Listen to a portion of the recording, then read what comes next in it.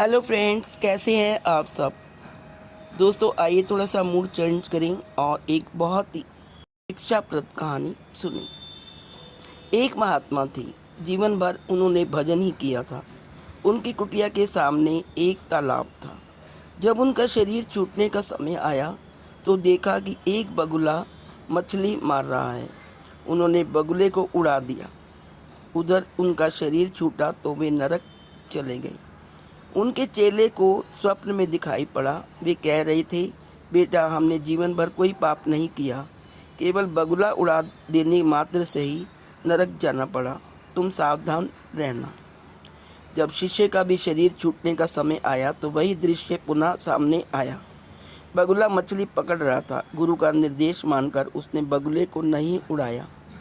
मरने पर वह भी नरक जाने लगा तो गुरु भाई को आकाशवाणी मिली कि गुरु जी ने बगुला उड़ाया था, इसलिए नरक गई। हमने नहीं उड़ाया, इसलिए भी नरक में जा रही हैं।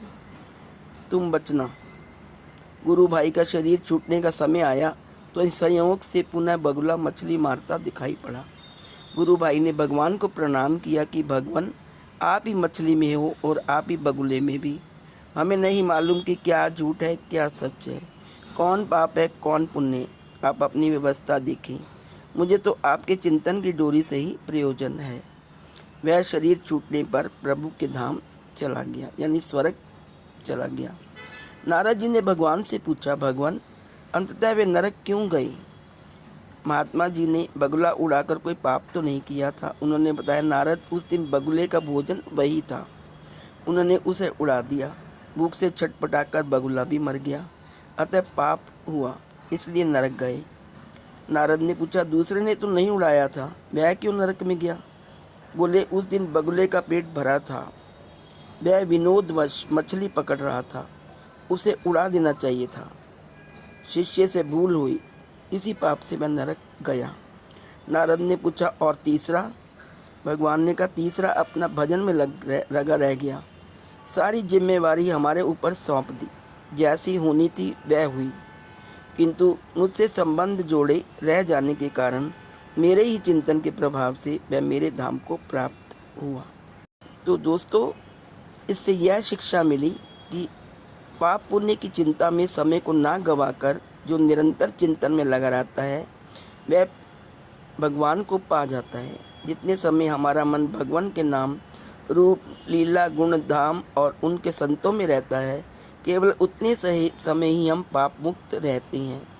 ठीक सारे समय पाप ही पाप करते रहते हैं।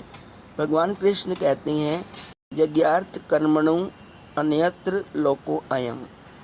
कर्म बंधन है, यानी यज्ञ के अतिरिक्त जो भी किया जाता है वह इसी लोक में बांध कर रखने वाला है, जिसमें खाना पीना सभी कुछ आ जाता है। पाप पुण्य दोनों बंधनकारी हैं। इन दोनों को छोड़कर जो भक्ति वाला कर्म है, अर्थात मन को निरंतर भगवान में रखें, तो पाप पुण्य दोनों भगवान को अर्पित हो जाएंगे। भगवान केवल मन की क्रिया को नोट करेंगे। इनका मन तो मुझ में था, इनने कुछ किया ही नहीं। यह भक्ति ही भव बंधन काटने वाली है। इसलिए भगवान का भजन करिए, भगवान पर सब कुछ सौंप दीजिए, तो आपके पाप और पुण्य किसी की भी गणना नहीं होगी, सब भगवान सोचेंगे। अतः जीवन में भक्ति ही भव बंधन काटने वाली है। जय Shri Krishna. Please like, share and subscribe. यदि आपको यह स्टोरी अच्छी लगे तो इसे लाइक करिए, शेयर करिए तथा अपने फ्रेंड्स में